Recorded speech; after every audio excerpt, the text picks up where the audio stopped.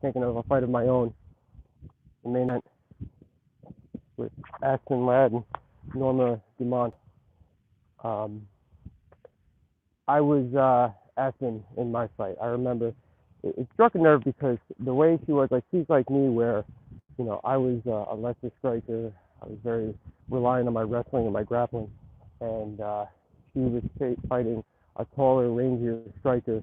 The opponent who I fought was Abner Lavaris, and threw me an absolute beating. One of the things that the corner said, who I didn't know, I was talking to Dean Thomas this morning, I didn't realize that was her significant other. And also, like, he was catching a lot of heat on being emotional. At the end of the day, even though he's a coach at professional level, we care about the people in there, and nobody wants to see anybody get hurt. So it's hard to keep that under wraps. I've been guilty of that a couple times in the corner myself with some of my students. But basically, I'm getting at, I kept saying fighting a telephone booth. Now, fighting a telephone booth, you don't realize, it means stay close, stay like in your range, out of her range, where you got to use your hook, your short, ugly punches. Like, I know the announcers as well as Dean kept saying, make it ugly, time to make it ugly. That's more or less what that means. But there's more to it than that. It's how the entry on how to get in there. Now, Robbie Lawler's very good at getting in there. Who else is good at getting in there? Nick Lynch is good at getting in there. Who else? Mike Brown did a really good job of teaching us how to get in there. So basically, how do you do that? How do you get in there? The double jabs is what they were saying. That's a big one. Double jabs, how to close distance. Also, though, feints. Feints are huge. Feints get them to cover up. If they cover up enough, you can shoot them for a double leg. Feints, you close that, like, call it like a half jab step. You cover the distance of a half jab across the street right here. Got to look both ways, right? And another thing I noticed, it was clear that Aspen was training to jab with her. Why do I say that?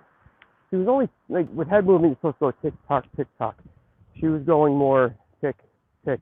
Even, like, towards the end of round one, which she did kind of adjust, she went, when she went left, she had to go right first, right? Like, roll under. So, yeah, and you're doing that because you're trying to jab, slip underneath, and jab at the same time, kind of like that.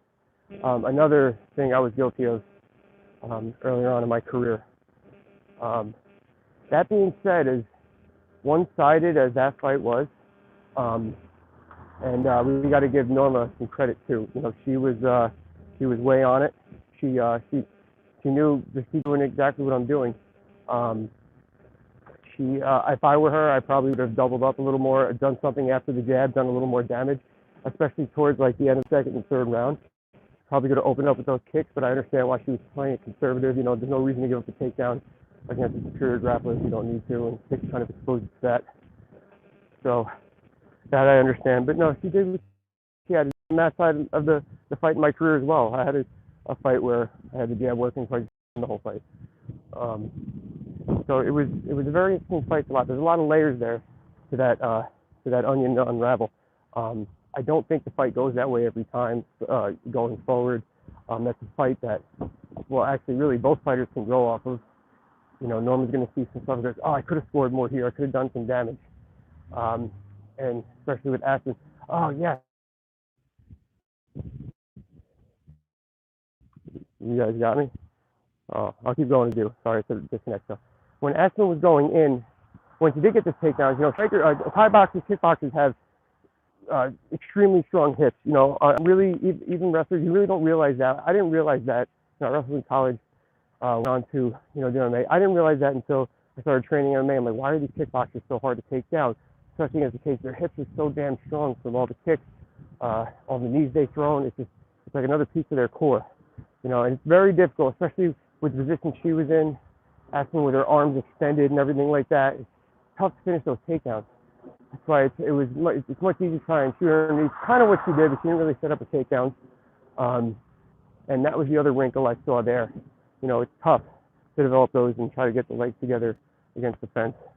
Now, going back to what I was saying about winner fighting Amanda, I just think that Amanda's quicker than both, especially Norma. I just think she's a little bit quicker, a little bit more explosive, and she's more willing to do damage, a little more confident to do so after she lands that initial jab. I remember when she fought Ronda Rousey, after she landed that first jab, it was like you knew the fight was over. She saw the momentum. It's almost as if where Norma was able to expose one punch and then the Nunes will expose 3 or 4. That's just what I think. Plus age. So anyway, that's my take.